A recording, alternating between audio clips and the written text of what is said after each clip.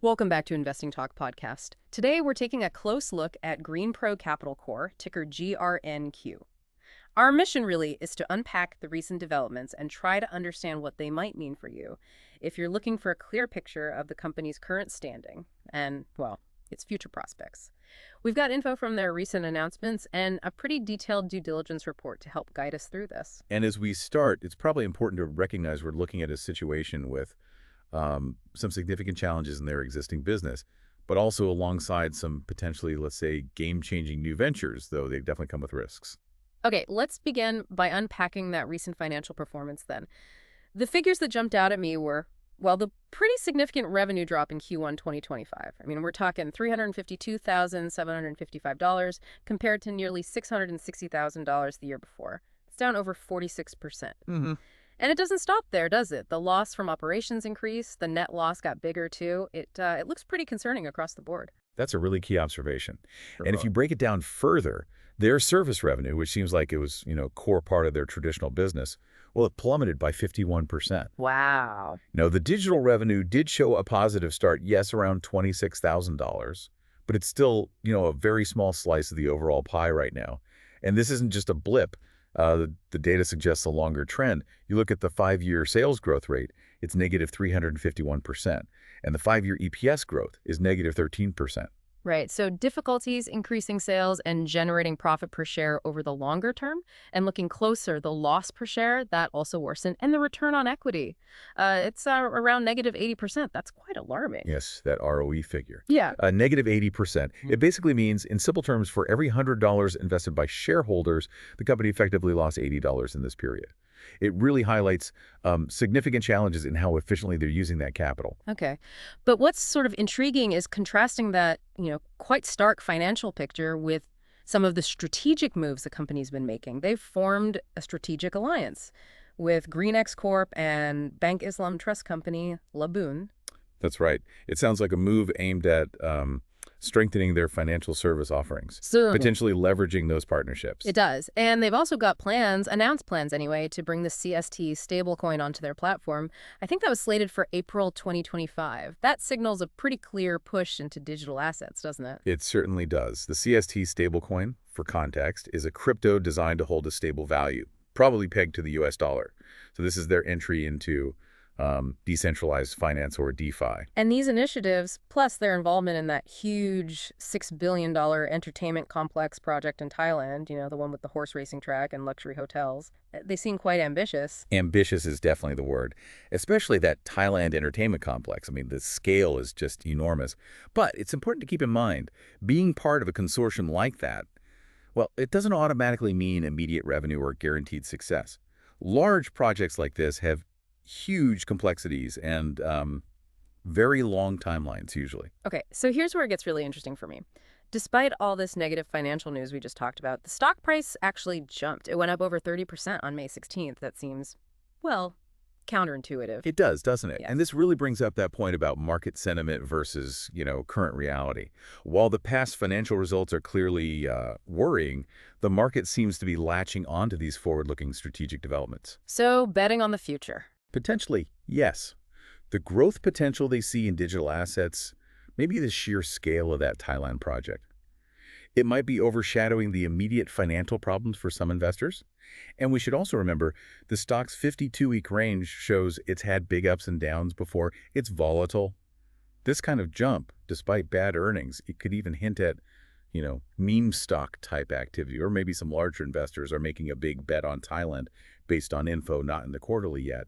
It just highlights that disconnect between current performance and speculative future value. Right. So even with the current struggles, the market might be thinking these future ventures could really pay off down the line. But what about where they stand competitively? Financial services, especially in Southeast Asia, that's a crowded space. It is. And the due diligence report we looked at suggests Greenpro Capital doesn't really have strong, obvious advantages, like unique patents or major brand recognition. Based purely on the financials, they look more like an industry laggard compared to peers in the region. No strong moat then. Seems that way. And that lack of a competitive edge could make them more vulnerable, especially under pressure. And there are definitely some big risks on the horizon, right? I'm thinking regulatory risks, especially with stablecoins. That's a tricky area. Plus, their recent struggle just to stay listed on Nasdaq. Absolutely, those are significant factors. The whole regulatory landscape for digital assets is still evolving, which brings a lot of uncertainty. Getting back into Nasdaq compliance was good, obviously, but it's a reminder of the pressures they're under. And then there are always the broader economic conditions, which can impact any company, but especially one focused on small and medium businesses in Asia. Okay, but on the flip side, that move into digital revenue, Mhm. that does present a potential growth path. And their experience in locations in Asia could be leveraged if things turn around, couldn't they? And of course, that Thailand project, if it actually gets built and succeeds, well, that could be a massive long-term win. Exactly. The digital revenue offers diversification, which is good. Right. And their established presence in Asia is a foundation they can build on. But the crucial thing will be their ability to actually execute these new strategies effectively and navigate all those risks we just mentioned. Now let's talk valuation for a moment. With the current losses, obviously there's no meaningful positive PE ratio. But the price to book ratio caught my eye. It suggests potential undervaluation compared to book value, maybe.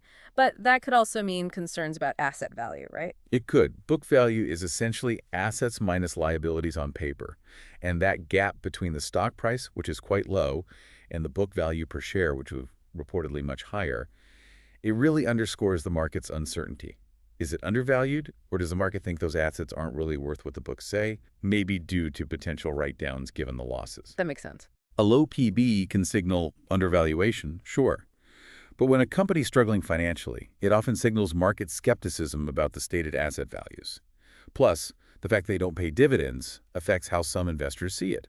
And as a small-cap stock, you just have to expect more volatility, bigger price swings. And when you stack them up against competitors, how do they look? Well, the comparison isn't great, frankly. Hmm. The data suggests significant underperformance compared to peers on key things like revenue growth, profit margins, return on equity. It just reinforces this picture of a company facing pretty big challenges in its core business relative to others in the same industry. So pulling it all together then, we're seeing some pretty clear red flags. The big drop in revenue, the increasing net losses, the reliance on those advisory services which have fallen off a cliff. It does raise some concerns about, well, operational sustainability if these trends don't reverse somehow. Yeah, those red flags are hard to ignore. The recent financial performance and those longer-term trends, they paint a concerning picture for the core business. The success or failure of these big strategic shifts they're making seems absolutely critical for their future. So what does this all mean as you consider Greenpro Capital? We've seen a company facing, pretty serious financial headwinds.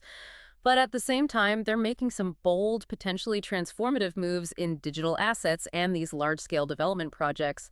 That recent stock price jump, despite the poor earnings, really highlights the market's potential optimism, maybe hope, for these future strategies. But it's absolutely crucial to weigh those potential opportunities against the current financial realities. And the risks, too, which are significant in emerging tech and complex international projects, not to mention the regulatory side. Definitely. For a deeper understanding, you really should consult the official SEC filings and check out financial data aggregators yourself. And if you found this overview valuable today, please do subscribe, like, and maybe leave a comment with any further questions you have. It really helps us keep bringing you these kinds of focused discussions. And just one final thought perhaps for you to consider. How might these different pieces, the struggling advisory side, the new digital asset push, that massive Thailand project, how might they actually fit together in the long run? Or will they remain separate, independently risky ventures? Figuring out that potential interaction, or lack thereof, could be quite key to evaluating their genuine long-term prospects.